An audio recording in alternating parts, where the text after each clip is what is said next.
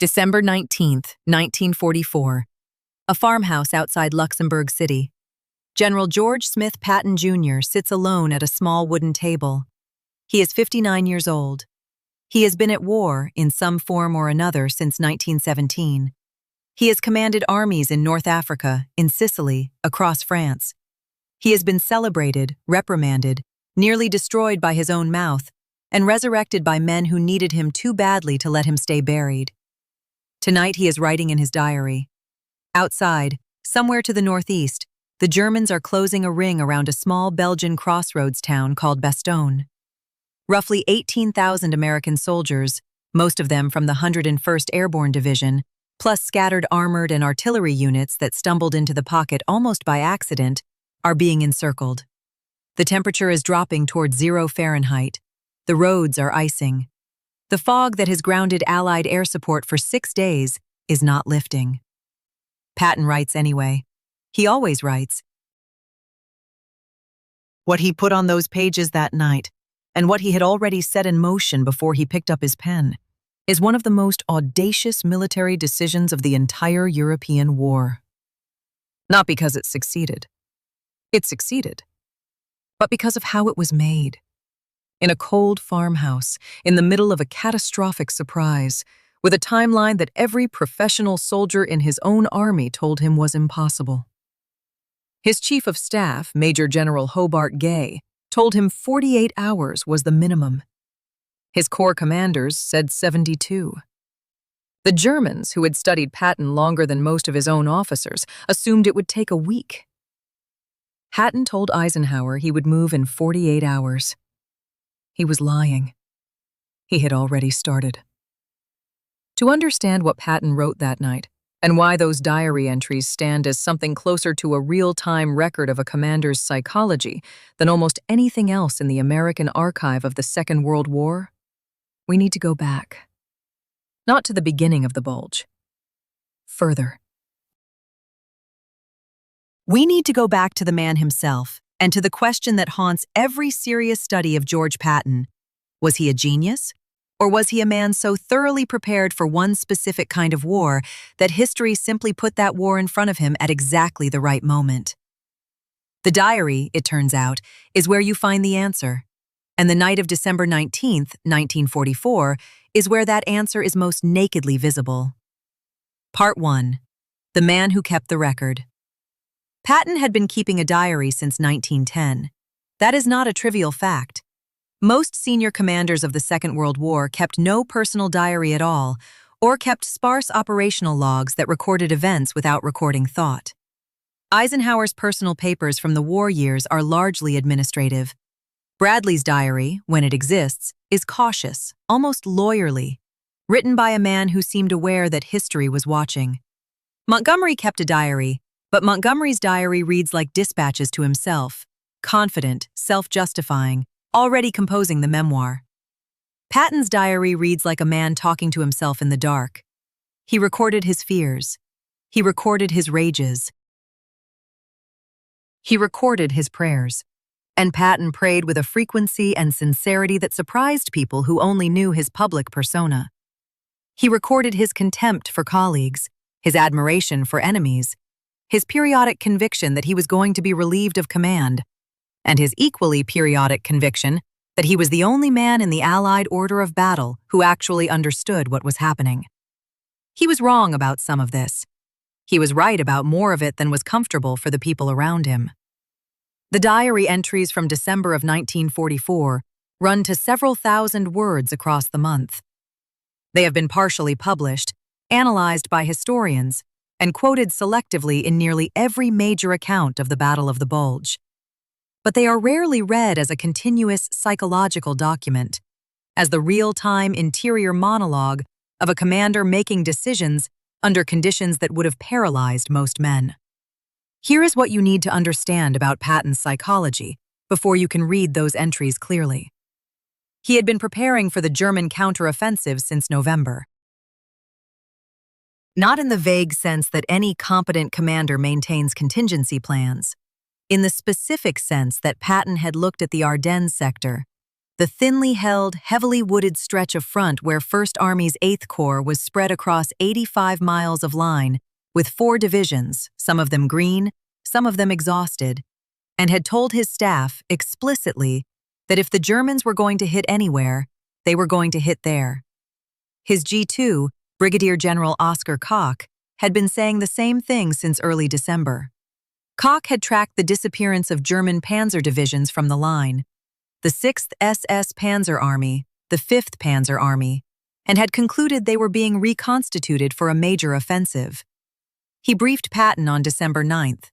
He briefed him again on December 14th. Patton listened. He told his staff to prepare 3 contingency plans for a rapid pivot of Third Army northward. He gave them code names. He told them to have the plans ready. He told them this 4 days before the Germans attacked. I'll stop and think about that for a moment.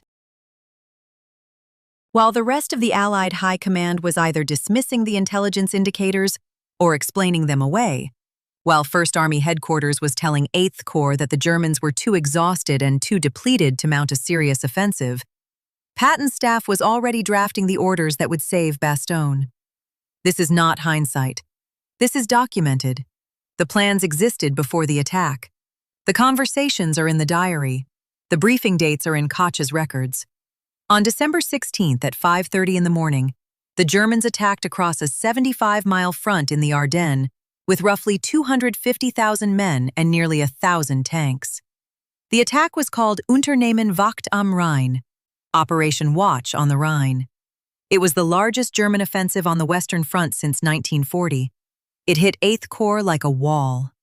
The first reports reaching 3rd Army Headquarters were confused, fragmentary, contradictory. Units were cut off. Communications were down. The scale of the attack was not immediately clear. Patton's diary entry for December 16th reads in part, "We should not have been surprised." 4 words. No self-congratulation. No, I told you so. Just a cold assessment, written in the present tense of a man watching something he had predicted arrive on schedule. He already knew what he was going to do. Part 2. The pivot. To understand what happened between December 16th and December 19th, you need to understand what Patton was being asked to do.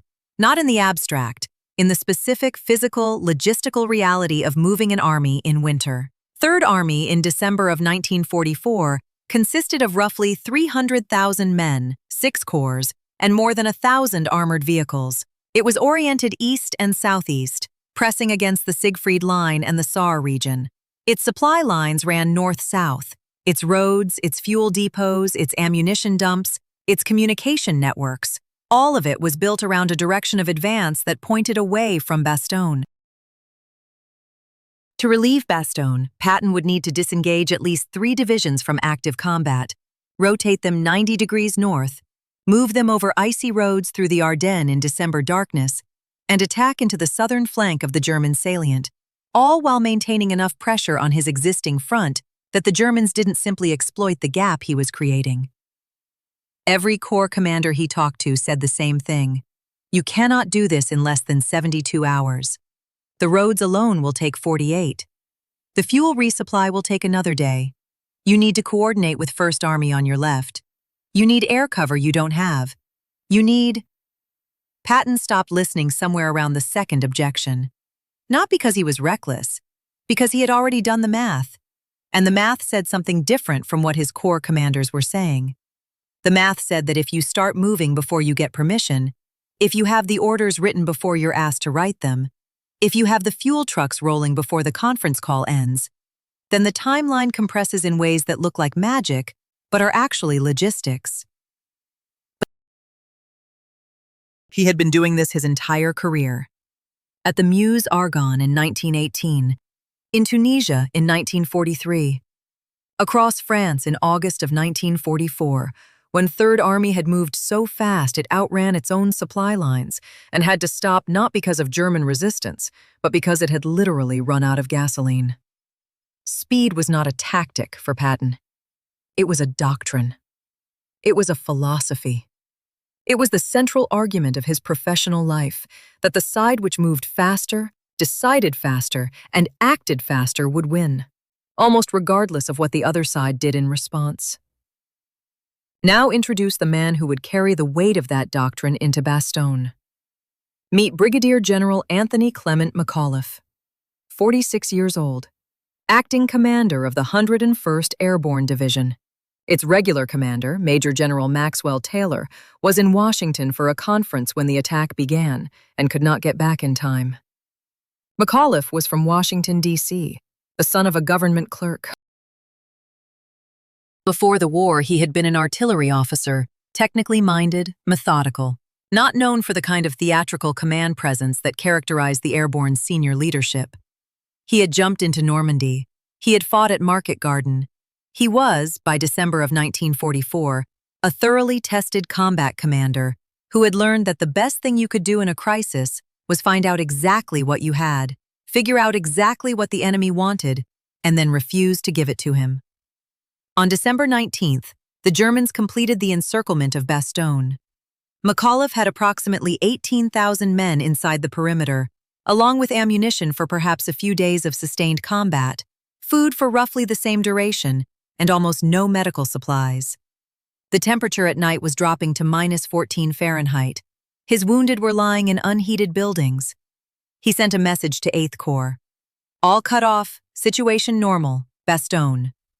That last sentence, situation normal, Bastogne, is sometimes cited as a joke. It wasn't. It was a professional report from a man who had decided that the situation, however bad, was within his capacity to manage. He had not yet received the German surrender demand that would produce his famous reply.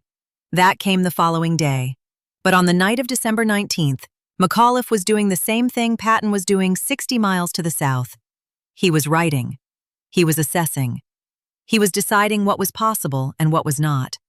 And Patton, in his farmhouse outside Luxembourg City, was writing about him. The diary entry for December 19th, 1944, runs to just over 3 pages in the original. It is not a polished document. It is written in Patton's characteristic mixture of operational shorthand, personal observation, and what can only be described as controlled fury, the fury of a man who has been proven right about something terrible and now has to fix it. Here is the forensic reconstruction of what those pages contain and what they tell us.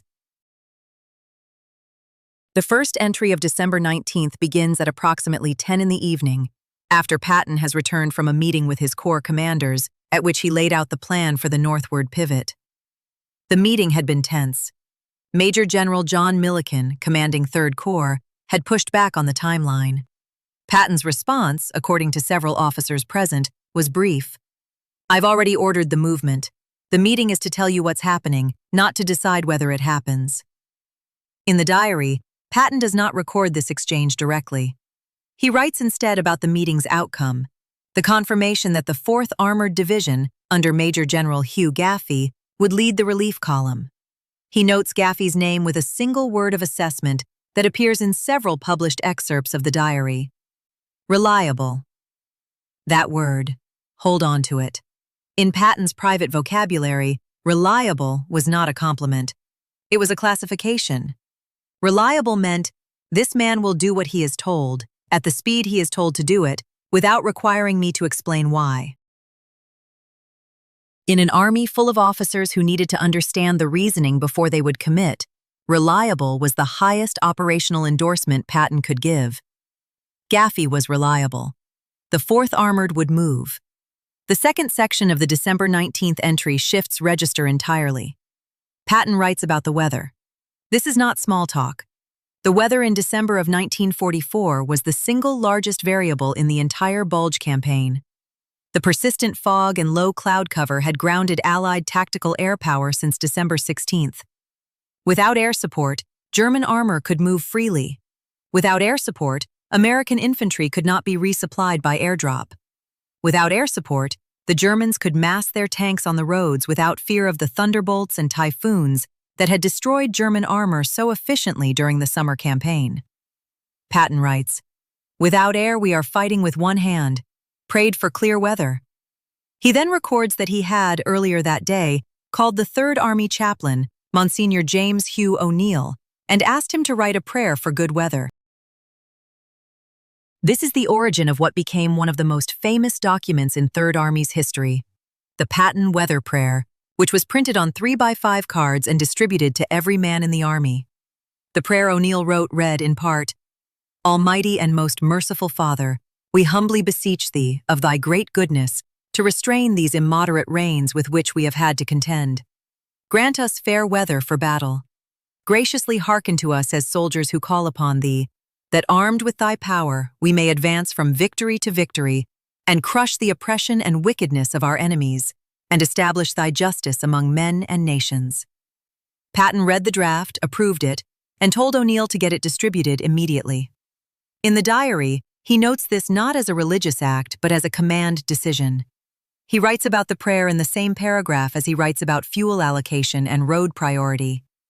To Patton, appealing to God for clear weather was a resource allocation problem. You used every asset available. God was an asset. You deployed him accordingly. This is either the most pragmatic form of faith imaginable or the most faithful form of pragmatism, possibly both. If this investigation is giving you a clearer picture of how decisions were actually made in the winter of 1944, not the version that survived in the official after-action reports, but the version that Patton wrote down when he thought only history was reading, press the like button. It helps this channel stay visible a little longer, and that matters. Part 3. What the diary says about what he knew. The third and longest section of the December 19th entry is the one that historians have returned to most often, and the one that is most frequently misread. Patton writes about Bastogne directly. He writes about McAuliffe, whom he had met several times and assessed, in an earlier diary entry, as steady. He writes about the 101st Airborne situation with a specificity that makes clear he had better intelligence about conditions inside the perimeter than 8th Corps headquarters, which was notionally responsible for the surrounded units.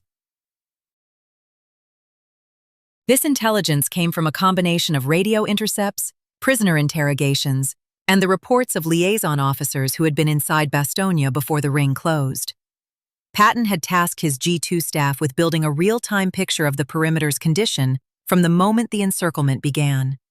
By the evening of December 19th, he had a reasonable estimate of McAuliffe's ammunition state, his food supply, his casualty rate, and the German forces arrayed against him. What he writes in the diary about this assessment is the most important passage in the entire document. He writes, essentially, that Bastogne can hold for approximately 72 hours before the situation becomes critical. Not because McAuliffe will break, Patton does not believe McAuliffe will break, but because the ammunition will run out, the wounded will die without medical supplies, and the cold alone will begin degrading combat effectiveness in ways that no amount of will can compensate for. 72 hours from the night of December 19th is the night of December 22nd. Patton had told Eisenhower at the Verdun conference that morning that he would attack on December 22nd. He was not guessing. He had worked backward from the deadline to the start date and built the plan around the margin. The timeline was not what was possible given his resources. The timeline was what was necessary given McAuliffe's situation, and then he had forced his resources to fit it. This is the distinction that separates Patton's operational method from almost every other senior commander in the Allied order of battle. Most commanders assessed their resources first and then determined what was achievable. Patton determined what was necessary first and then made his resources achieve it. The diary entry makes this explicit. He writes, "The thing to do is to start and keep going." 6 words. No elaboration, no justification, no acknowledgement that this was in any way remarkable. But keep reading the entry and you find something that complicates the legend. Patton was afraid. Not of the Germans, not of the battle. He writes about the Germans with the cold, professional respect of a man who has fought them for 2 years and knows exactly what they can and cannot do. The German thrust toward Bastogne was powerful, but Patton had already identified its vulnerabilities. The flanks were exposed, the supply lines were long, and the Germans were burning fuel at a rate they could not sustain past the first week of January if they failed to capture Allied fuel depots. He was afraid of something else. He was afraid of being too slow. The entry includes a passage, partially published in Martin Blumenson's edited collection of Patton's papers, more fully reproduced in Carlo d'Este's biography, in which Patton writes about the possibility that the Fourth Armored might not break through in time. He does not dwell on it. He writes it in one sentence and then writes past it. But the sentence is there, and it is the most honest thing in the entire document, the acknowledgement that even a perfect plan, executed at maximum speed by reliable men, might arrive too late.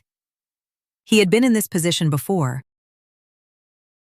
In Sicily, he had driven hard toward Messina, partly to beat Montgomery, partly because he believed speed was its own protection. In France, he had pushed Third Army past the point of logistical sustainability because he believed that stopping was more dangerous than continuing. He had been right both times, or right enough. He needed to be right again. The fourth section of the December 19th entry returns to logistics, which is where Patton's mind always went when the emotional pressure got too high. He writes about road conditions, about the fuel convoy schedules, about the artillery ammunition he was pulling from his other corps to concentrate firepower for the relief column. He writes about the weather forecast. Still bad, still no air support predicted for the next 48 hours, with the flat affect of a man who has already prayed about it and is now waiting to see whether the prayer is answered. And then, near the bottom of the third page, he writes something that has been quoted many times but rarely examined in context. He writes, "God of battles, see me through." 5 words. No period in the original. The sentence ends without punctuation, as if it was written fast, without the usual care Patton took even in private documents. This is not a prayer in the formal sense. It is not addressed to a specific deity with a specific request. It is something older than that. The appeal of a soldier before a battle, stripped of theology, stripped of doctrine, reduced to its most primitive form, the acknowledgement that what is about to happen is beyond any single man's control, and the request that the outcome be bearable. Patton was not a humble man. He was, in most respects, the least humble senior commander in the Allied armies. But there were moments, and the diary captures them with a faithfulness that his public persona never permitted, when the weight of command produced something that looked very much like humility. December 19th, 1944, was one of those moments. The ring was closed. The men were surrounded. The temperature was falling. The fog was not lifting. And somewhere to the northeast, 18,000 American soldiers were doing what soldiers do when they are surrounded and cold and running low on ammunition. They were waiting for someone to come. Patton was coming. He just wasn't sure he was going to be fast enough. Part 4. The Forensic Verdict. Here is what this investigation establishes. The diary entries of December 19, 1944, are not the record of a commander at the peak of his confidence. They are the record of a commander at the peak of his preparation, which is a different thing entirely. Confidence is a feeling. Preparation is a fact. Patton had prepared for this moment 4 days before the Germans attacked, 4 weeks before that in his conversations with Koch, and in a deeper sense, across 34 years of professional military study that had been building toward exactly this kind of operational problem: a surrounded force, a closing timeline, a pivot of 90 degrees in winter, and the question of whether the machine he had built could move fast enough to matter. The answer, as history records, was yes. The 4th Armored Division jumped off on December 22nd. It fought through 5 German divisions in 3 days of brutal winter combat. On the evening of December 26th, at approximately 4:45 in the afternoon, a tank from the 4th Armored's 37th Tank Battalion, commanded by Lieutenant Colonel Creighton Abrams, 30 years old, from Agawam, Massachusetts, who would later command all U.S. forces in Vietnam, and whose name now graces the main battle tank of the United States Army, broke through the German perimeter on the southern edge of Bastogne. The corridor was narrow. It was contested. It would take several more days of fighting to widen it enough to be genuinely useful. But it was open. McAuliffe's 101st had held for 7 days. The German surrender demand, delivered on December 22nd by 2 officers under a white flag, had produced McAuliffe's famous one-word reply: nuts. The German officers who received the message did not initially understand it. Their interpreter explained that it was an American colloquialism meaning approximately, "Go to hell." The German commander, General Heinrich Freiherr von Luttwitz, commanding the 47th Panzer Corps, read the translation and reportedly said, "This is not correct procedure. We will have to kill them." He was not wrong that it was not correct procedure. He was entirely wrong about everything else. Now examine what the diary tells us about the larger question, the one this investigation opened with. Was Patton a genius, or was he a man perfectly matched to a specific kind of war? The honest answer is that the diary makes the distinction harder to maintain, not easier. Genius, in the military sense, is usually understood as the capacity to perceive and respond to the situation as it actually is, rather than as doctrine says it should be. By that definition, Patton's performance in December of 1944 qualifies. He perceived the threat before his peers. He prepared the response before he was asked. He executed at a speed that his own subordinates believed was impossible and his enemies believed was inconceivable. But the diary also reveals the machinery beneath the performance. The contingency plans drafted in advance. The intelligence assessments taken seriously when others dismissed them. The logistical calculations worked backward from deadline to start date. The prayer for weather treated as a resource allocation decision. None of this is mystical. None of this is the product of some ineffable battlefield intuition that cannot be taught or replicated. It is the product of a man who had spent 34 years thinking about one problem: how do you move faster than the enemy can respond? And had built every system, every habit, every relationship in his command around that single answer. The genius, if that's what it was the genius of total preparation meeting the moment it had been prepared for. Brigadier General Anthony McAuliffe survived the war. He was promoted to Major General and later to Full General. He commanded U.S. Army Europe in the 1950s. He died in Washington, D.C. in August of 1975 at the age of 77. He was buried at West Point. In interviews after the war, he was asked repeatedly about the nuts reply, whether it was spontaneous, whether he had thought about it, whether he intended the defiance it conveyed. His answer was consistent. He said the first word that came to mind was an expletive that couldn't be printed, and nuts was the clean version. He wasn't trying to make history. He was trying to express an accurate tactical assessment. The Germans were asking him to surrender a position he could defend. The answer was no. The word was nuts, that's all. Hugh Gaffey, the reliable commander of the 4th Armored Division, was promoted to Major General in January of 1945. He died in 1946, less than a year after the war ended, of a heart attack. He was 53 years old. He never wrote a memoir.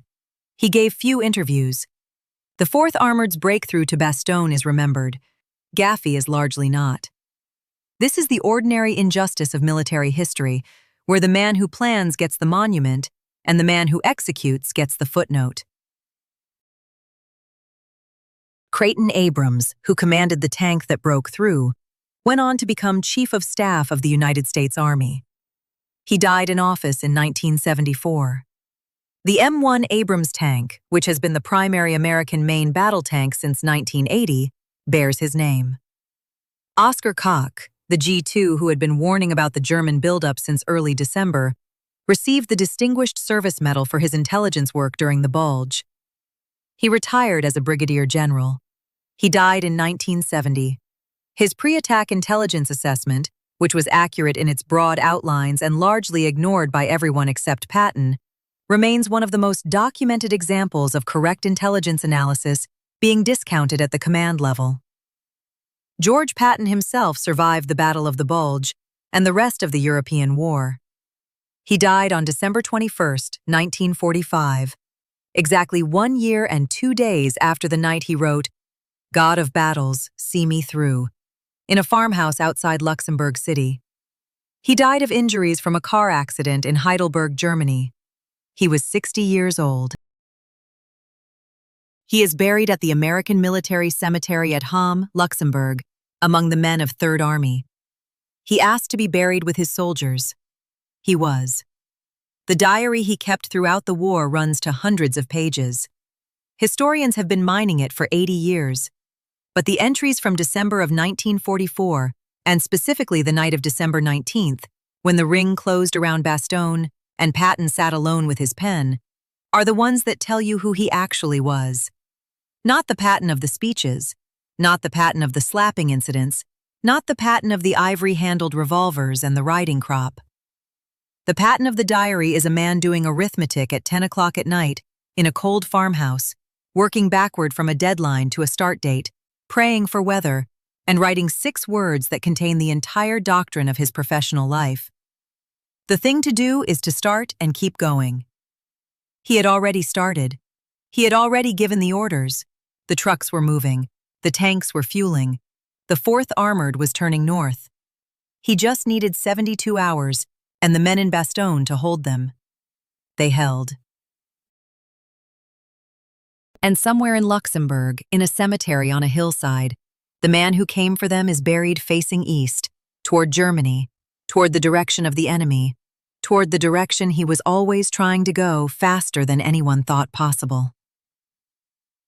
The diary is in the archives. The prayer was answered. The math was right. The thing to do is to start and keep going. He did.